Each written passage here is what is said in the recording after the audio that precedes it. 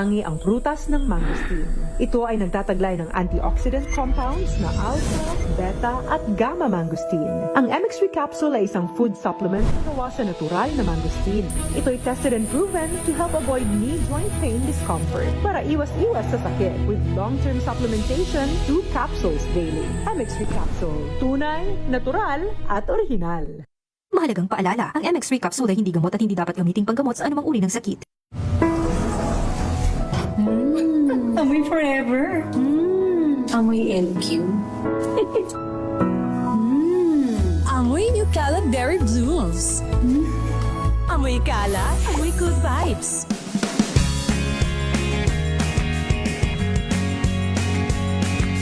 Now we are unboxing MX3 coffee. Each box has 10 sachets of low-acid and sugar-free coffee. You can have it hot or cold. Bring it with you anytime, anywhere.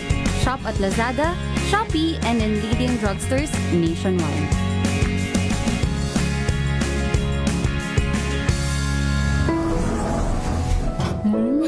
Amoy forever. Amoy LQ. Amoy New Caleb Berry Blooms. Amoy kala, amoy good vibes. Nagbabalik ang mga friendly medical broadcasters. Ang galing mo, Doc! Ang programang ito ay hatid sa inyo ng Unique Maximum Toothpaste, Maximum Fluoride para sa maximum protection at ng Philippine Dental Association. Nagbabalik po ang ating programang Ang Galing Mo, Doc. Kasama niyo pa rin po ako, Faith Salaver Clamor, Dr. Ming De Jesus. Hatid sa atin ng ACS Unique Toothpaste. And medyo segue lang tayo ng konti sa ibang topic para magbigay pa rin ng awareness. Hindi lang sa mga taga-Pampanga, kung hindi sa ating mga listeners, Luzon, Visayas at Mindanao. Dahil kasama natin ang isang dentista na talagang nagmaster din sa ibang bansa, no? Especially sa Amerika. So, talagang marami siyang knowledge. Pero Doc, marami din kasi sa atin ngayon ang may mga nakikita sa social media, lalo kapag taga-abroad ang nag-discuss, akala nila totoo na. So, hindi ba lahat na nakikita sa social media, Doc, ay totoo? Absolutely not. Fake news is real. Yeah. AI, Yes. marami na. Yes, marami yan. Yes. At It's marami, unfortunate, ang problema but yes, kasi, marami yan. ang daming filters ngayon, di ba? Yung AI. Makikita mo parang ito yung itsura, pero pag nakita mo in person, iba pala. Yes. So medyo nakakaloko siya sometimes, especially for dental, kasi pupunta yung mga patients ko wanting this because ito yung nakikita nila sa social media. So, Yes. yung pala, iba yung nandun. Or sometimes, totoo, pero baka naman kasi hindi bagay dun sa patient na yun, di ba? Correct. Bilang mga dentista, ikaw, Doc Mia, muna, no? Ano pinaka nakakaloka o na nakita mo, napanood mo sa social media, sabi mo, fake news niyan, kahit feeling nila, ang galing-galing nilang mag-discuss tungkol sa oral health? Marami, sa totoo lang. Pwede nating isa-isahin lahat ng tawag nito, ng dental field. Pero I think siguro dahil it's in social media, no? Sa mga influencers natin nakikita. Yung mga cosmetic dentistry kasi, especially yung mga veneers, dati, buti na lang ngayon medyo hindi na masyado banggit ng mga pasyente ko. Pero yung mga instant veneers, yung mga ganyan, yan yung mga or kaya yung mga nabibili sa online, tapos yung mga imo-mold lang sa ngipin para magmukhang totoong ngipin, maging fake veneers. Yun yung mga tingin kong tapos sa social media or sa commercials nila or sa mga ads nila, papakita okay, pero makikita naman natin sa ibang influencers na nag-try nun, hindi naman talaga. So yun yung pinaka tingin kong expectation versus reality. Ayun, no. Ikaw, Doc Charlene, ano ba yung mga usual, Doc, na, yun nga, nabanggit na rin, Doc Mia, expectation versus reality, na mga madalas nakikita ng mga pasyente sa social media, tapos pagdating sa klinik mo, possible ba to, Doc? Pa yung mga gano'n. Gawin mo rin to, Doc, Kasi- gano'n. Kasi yung problem is, yung general public's attention is more apt to watching social media. Yung mga reels nila, di ba? So, yung post, instead of taking their time to visit a dentist and ask yung mga necessary questions. Kasi yung napansin ko sa mga, lalo na yung mga walk-in patients, they lead to questions na agad-agad, that's what they expect, is kung anong nakita is what they get. And my explanation is to them is everybody's mouth is different. No two mouths are the same. So, unfortunately, yung expectation nila is they can get what they see. But I've seen cases like, Doc, paano kung gusto kong ganito? Pag oral exam ko, nakita ko, sorry to say, pero hindi pwede yung gusto mo dun sa what I could see in your mouth. Kaya yung inaano ko sa mga patients, I very, very much I avoid giving any type of discussion when it comes to pricing, when it comes to actual procedures, sa mga walk-in that don't sit down in my chair. Kasi yung SOP ko talaga is, it's sunod-sunod. You come into my clinic as a new patient, you will have to go through a series of questionnaires. Magfi-fill up ka ng medical dental questionnaire muna. Tapos we have oral cancer screening, evaluation of the head and neck muscles, evaluation of TMJ issues, yung health of the soft tissue in the oral cavity, and then i-exam muna each and every tooth. Hindi lang yung, Doc, ito lang gusto kong gawin, yes. Pero paano yung mga ibang ngipin mo? What if something is happening to your tooth or teeth that you're not aware of? Ako lang pwedeng magsabi because you cannot see it eh. Hindi lahat nakikita. After lang that is completed, then a dentist can, you professionally discuss options of what treatments are necessary, what type of treatments are suitable, yung mga possible options, especially kapag aesthetics is the main point ng pasyente for going to you, yung mga aesthetic concerns. Gusto ko, they're knowledgeable about their own mouths. Kasi I always tell the patients, once you leave my clinic, you will be the one taking care of your health, your oral health, hindi ako. So better I educate you about everything going on in your mouth, whether you come back to me or not. At least you are loaded with the information that's needed for you to take the next responsible step. Ganon ako eh. I don't want to have their expectation be ganito and not realize na hindi pala. Mafa-fail yung ganyan if ganitong gagawin. And I explain why. I use charts, I use pictures, I use videos, as much as I can to bombard them with information that they need. Tapos I listen to them, yung concerns nila, yung gusto nila, but I will give my professional opinion and options to what they can do for what they want to achieve. Parang ganun yun. Kasi madalas yan, Mia, nakita ni ganitong, minsan nga sa kapwa influencer, si influencer na ganito, nagpa-veneers. Tapos ganda-ganda. Tapos nagpa-veneers din to. Tapos magko-comment yung mga tao, ba't ang pangit sa kanya? Marami mga ganun, Doc. Diba? Sometimes kasi, hindi naman bagay dun sa patient, no? Sometimes din, ang tingin ko ka rin kasi dyan paminsan is, dapat, kumbaga parang, meron silang concern, tapos akala nila siguro, iisa lang yung solusyon. So, that's why kailangan pumupunta kayo sa dentist nyo para may discussion kayo about it. Kasi marami naman talaga na pwede. Like for example, hindi naman ibig sabihin na hindi bagay sa iyo yung ganito. Nasabihin ko, wala ka ng pag-asang gumanda. Hindi naman yun ang ibig sabihin din nun. Meron din ang ibig sabihin lang nun, there are other options na suitable for your case. And meron yun. Laging meron. Lagi kaming may solusyon dyan. Ayan ha. So, again, maraming mga hindi totoo sa social media.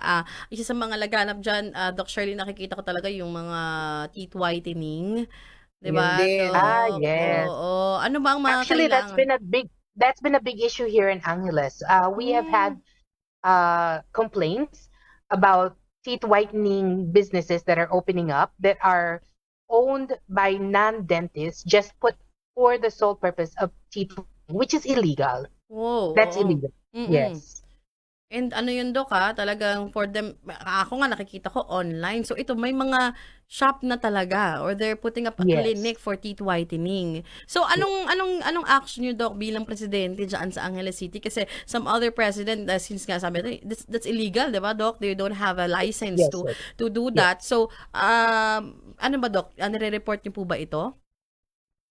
Legally, the steps should be we give them a notification. Either somebody visits the actual facility, the actual business, Mm. or we go straight to PDA and inform them. Because there are a lot of, for example, illegal clinics. We were advised to make sure to go straight to PDA when it comes to that. Kasi Mhm. legality-wise, it's for our protection as well. Yes. Not just as presidents, but as members of the dental practice. There are things that may protocol yun eh. Somebody may say they're illegally practicing, pero you have to backtrack everything, including may PRC ba? Baka that's just may galit and they're just saying illegally practicing, pero hindi pala. Diba? You have to be legally prepared na if you're gonna sugod na isang clinic because of illegal practice, make sure you inform PDA that there are steps to do before you go and make a visit. But they advise that let it be in the hands of PDA. Now, when it comes to yung businesses like teeth whitening, yun naman, we can go there, advise them of what is happening and what needs to be done, and the legalities beyond illegalities with it. Kasi there's a lot of practices here, even dentists own, but they're not practicing in our area. They're opening up clinics here in Angeles City, but they're not from Angeles City. They will open up a dental clinic, use their license, and then hire other dentists. So, legal naman yun. Legal naman yun. But, you have to go by the ethically, and because of our bylaws, you still have to be a chapter member, you still have to pay dues, and you have to abide by our ACDC, our Angeles City Dental Chapter, dental fees, yung standard dental fees namin. Kasi yung gagawin nila is mag-open, tapos baksakan promo price. Hindi pwede yun. Diba? Bawal yung ganon. So it's very difficult to say where the line meets the legality and illegality of the practices nowadays here in our area. Pero to make it safe, PDA agad. PDA agad ang ma-inform. That way we can take the appropriate steps, and we ourselves as it would be citizens be protected as well. Kasi ayaw naman ma-backfire and we get sued, di ba? Yes, ayan ha. So we don't want that either to happen. Kahit Kasi- president ako ngayon, there's a limitation to what I am or can handle. Kasi at the end of the day, we are dentists eh. Yes. Nandun tayo sa part ng taking care of oral health. So part of taking care of oral health is to protect the patients also from going to the wrong people. Yes, Pero, correct, Doc. Yun nga lang, meron syempre, ang magagawa lang talaga namin is mag-report and magsumbong, and ang pinaka may authority na dyan, like the NBI, ngayon si IDG, sila na yung bahala sa mga gumagawa ng illegal. Kasi hanggang dun lang yung aming role, no, as a dentist. Yes. And also, very important yung patient's awareness, no? Yung mga pasyente na, yun nga, wag basta-basta maniniwala sa social media, magpapateeth whitening, tapos hindi naman pala dentista. So, kahit na teeth whitening yan, Doc Mia, kung hindi legit ang gumagawa sa'yo o hindi alam ang chemical na binibig, di ba? It can harm you. Nakakasunog ang mga chemicals, di ba? As in, Correct. oo, nakakasunog yan. Alam mo naman, ang gums natin, ang tongue, ang cheeks, ang palate, lahat yan soft tissues. Diba? Imagine mo kung masunog yan because of the wrong chemicals na nabibili nyo kung saan-saan lang. Yes, kaya wag maniniwala. Go ahead, Doc. And aside from that, let me add to it as well, is the increased unfortunately, the increased amount of patients that we see that have been doing do-it-yourself braces. Oo. Yun, we have seen significant and very irreversible repercussions from what they're doing with do-it-yourself braces. Yun yung hindi alam ng mga masa is what can happen if they do that. Yun yung isa sa mga campaigns that we try to do is yung effects of doing it yourself na hindi professional ang gumawa. Kasi once you have that repercussion that happens from using those types of orthodontic appliances, there's no going back. Diba? There's no going back. So yun yung inaano namin sa public is the awareness. And it starts with us. Kasi we're the ones that know what would happen if they use it. Pero unfortunately, there is an increase of yun mga do-it-yourself everything online nowadays, which, of course, assuming low income, they would prefer cheap, mura. Pero that is what you're getting, is cheap and mura. And The treatment also. unfortunately, yes. And unfortunately, yung what will happen is something that they cannot take back once the problem has arisen, di ba? Yes. Yun yung hindi nila alam. Ayan. Babalikan natin, Doc, itong ating magandang talakayan ngayong umaga. Hatid sa atin ng ACS Unique Toothpaste pagkatapos lamang po ng ilang paalala.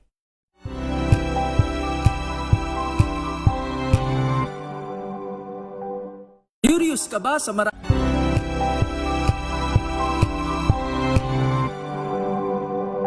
May nagbago.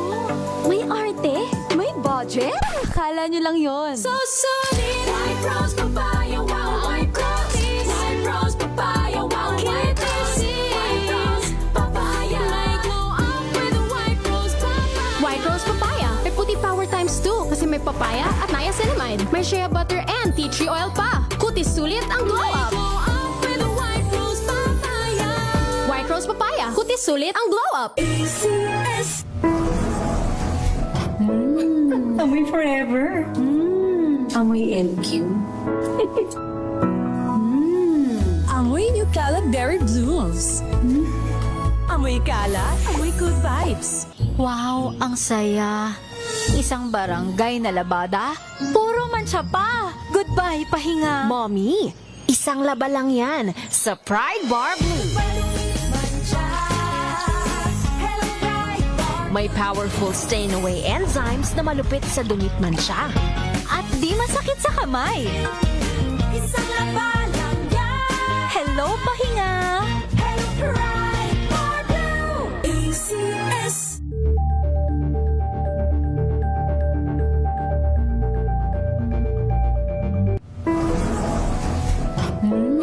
Amoy forever. Amoy LQ. Amoy New Caleb Berry Blues. Amoy kalat, amoy good vibes.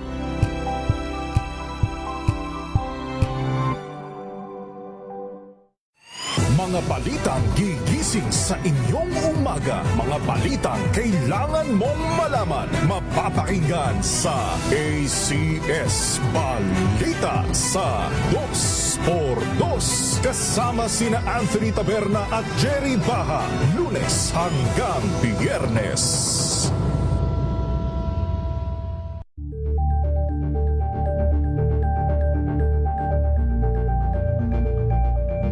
We've got you covered. From the hottest hits, exclusive interviews, kilig to the bones fan meet experience, and hataw performances of your favorite stars.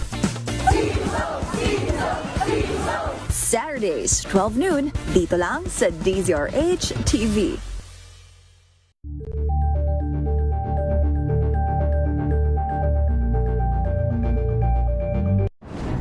Kung good vibes ang hanap mo, dito ka na sa sigurado! Mula sa mga istoryang nagbibigay ng inspirasyon hanggang sa mga kwentong may dalang solusyon. Mga balitang pampagaan, pakiramdam at pampaganda ng araw. Hindi lang ba sa good news, kundi the better news. Mula Lunes hanggang Biyernes, 1:00 ng tanghali sa DZRH TV. Nagbabalik ang mga friendly medical broadcasters. Ang galing mo, Doc! Ang programang ito ay hatid sa inyo ng Unique Maximum Toothpaste, Maximum Fluoride para sa maximum protection at ng Philippine Dental Association. Nagbabalik ang ating programang Ang Galing Mo, Doc, hatid sa atin ng ACS Unique Toothpaste. Naputol tayo sa napakarami palang mga biktima ng DIY braces dyan sa Angeles City, Doc Charlene, no? And just to give an idea, Doc, sa mga nakikinig sa atin, anong worst na irreversible result ng pagkakabit ng maling braces? Doc Mia, would you like to answer or would you Yeah, like sure, me to sure. answer? Ako ang nakita ko talaga dyan, and actually feeling ko yung pinaka-common is naubos na yung bone ng patient, no? Ang problema doon, pag naubos na yung bone, sabi nga ni Doc, it's irreversible. So, kapag wala kayong bone, saan nakakapit yung ngipin na binraces nyo? Di ba? Pag tanggal nyo ng braces nyo, baka maluwag na yan, gumagalaw na yan. Ano nang gagawin dyan? Either number one, siguro magbo-bone graft, isa-surgery para merong makapitan pa ng konti yung mga ngipin nyo. Or number two is, bubunutin ba tong mga to? So, yun yung mga cases na nakikita kong the worst talaga is because, yun nga, irreversible siya. Hindi na siya, alam mo yun, hindi na siya talaga mababalik ng maayos talaga sa dati unless gumastos kayo ng mas malaki, which is through surgery, di ba? Or yun nga lang, mabubunutan na kayo, tapos pustiso na ang susunod dyan. So in the end, gumastos pa kayo ng mas malaki. So sa kakatipid niyo sa do-it-yourself braces, mas napagastos pa, di ba? Ayan. So again, and sabi nga, kung gusto niyo ng cheap, syempre cheap din ang makukuha nyo. Diba? So again, ano yan awareness talaga, no? So not everything on social media is true. So it's better to really visit your dentist. Paano ba masusolusyonan itong mga ganitong klaseng problema, Doc Charlene? And just to add to that, I'm not sure in Doc Mia's area, but have you noticed, Doc Mia, also that the age of these patients are getting younger and younger? Younger, Yeah. yes. Oo, unfortunately, no? And what's unfortunate is these are young individuals, teenagers that don't realize wala nang set of teeth after that kasi adult teeth na lang lahat. So they don't realize that this is a forever issue na that started Yes. at such a young age. Yun yung nakakadismaya, yun ang nakakasad talaga sa situation na ngayon. And that is all due to yung mga false mga advertisements nila sa expectation sa mga social media. So hopefully we can resolve this issue sooner than later to save not only yung mga young generations but anyone who seems to believe that everything that they see online is the truth. Yeah. Ayan. So again, Doc Charlene, paano ba sa tingin mo masusolusyonan, no, itong mga issue na to, pagkalat ng fake news, and yung mga mabawasan yung mga biktima ng mga ganitong klaseng experiences when it comes to dentistry? Okay.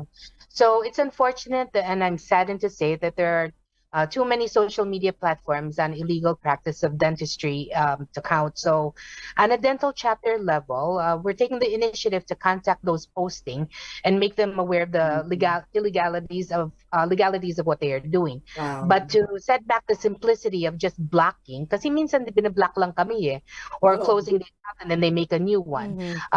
There are instances where the authorities have been involved. So yung ginagawa namin is through the efforts and collaboration of the PDA, we do assign undercover personnel, act as patients in order to shut down any illegal practices and then set into yung punishments. In the end, it's true, the responsibility of the individual is to make the decision, to seek the professional opinion of a dental service of a licensed dental care provider. Ultimately, they're not only saving their teeth from possible irreversible circumstances, but they're being educated, and that's our responsibility as the provider, as the dentist, to give them the education that they so deserve to properly keep their teeth and overall oral cavity, healthy for years to come. Ayan. And dahil wala na po kaming oras na sana maraming narating itong impormasyon na ipinamahagi namin, no? Kasama si Doc Charlene Farin dyan sa Pampanga. Doc, may mga upcoming events ba kayo sa Pampanga or may mga community events kayo? Imbitahan mo, Doc, yung mga nakikinig ngayon, especially sa mga kababayan mo. Yes. For all those within Angeles City, we are actually having our turnover of the dental chairs in the different for the different beneficiaries.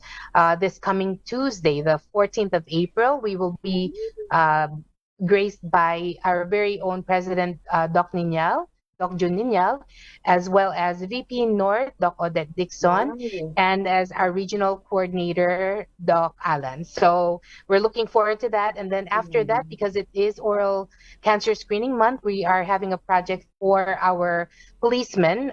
We're doing oral cancer screening. So that's up and coming as well. Grabe, ang Wow, galing. galing. Big deal yan. I Kasi always pupunta si I joke President, si actually I VP. joke around yung mga officers ko, hindi ka pa tapos? Patapos na yung term mo. Sabi ko, no, actually, if I'm not mistaken, my term ends May 29th at Yeah. 11:59 p.m. Very nice, very nice.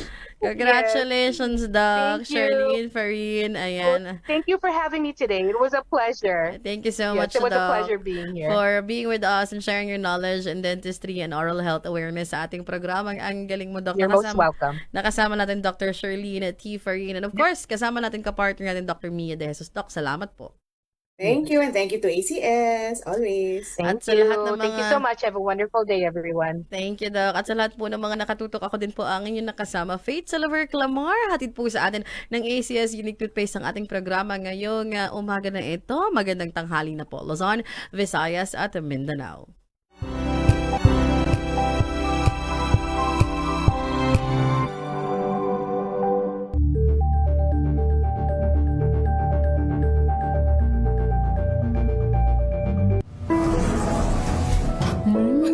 Amoy forever. Amoy LQ. Amoy New Calad Berry Blues. Amoy kalat, amoy good vibes.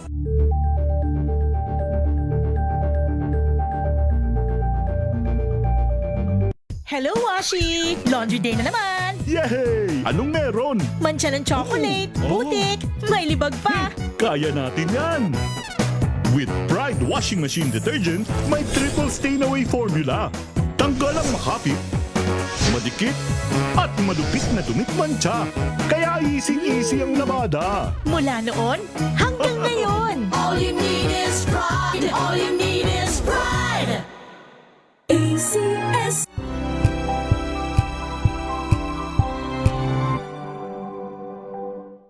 Maagang balitaan, maagang usapan sa mga issue at balita. Kasama si Kuya Angelo Palmones sa Magandang Umaga Pilipinas. Mula Lunes hanggang Biyernes.